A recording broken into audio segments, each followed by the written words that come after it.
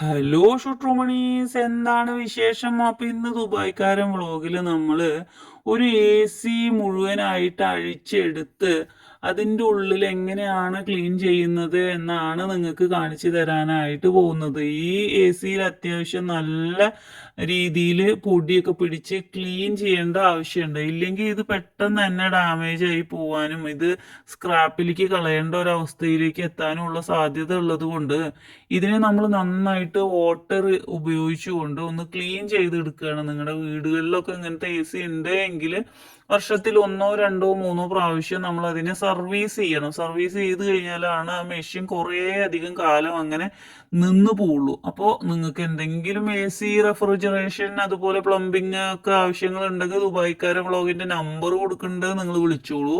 അപ്പൊ അതിനെ നമ്മൾ കുളിപ്പിച്ച് അങ്ങോട്ട് സുന്ദരി മണിയാക്കി മാറ്റിയിട്ട് ഇതിന് ഉടുപ്പൊക്കെ ഇടിയിപ്പിച്ച് സെറ്റ് ആക്കിയിട്ട് ഇതാ അവിടെ അങ്ങോട്ട് നിർത്താൻ പോവാണ് കേട്ടോ. അപ്പോൾ ഞാൻ വീണ്ടും പറയണു, നിങ്ങൾക്ക് ഇങ്ങനെ എന്തെങ്കിലുമൊക്കെ ആവശ്യങ്ങൾ ഉണ്ടെങ്കിൽ വിളിക്കാൻ മറക്കണ്ട. ആ നമ്പർ നമ്മൾ താഴെ കൊടുത്തിട്ടുണ്ട്. അപ്പൊ ഇതെങ്ങനെയൊക്കെയാണ് AC കഴുകാറാണ് കാണിച്ചു തരുന്നത്. അപ്പൊ അടുത്തൊരു വീഡിയോയിൽ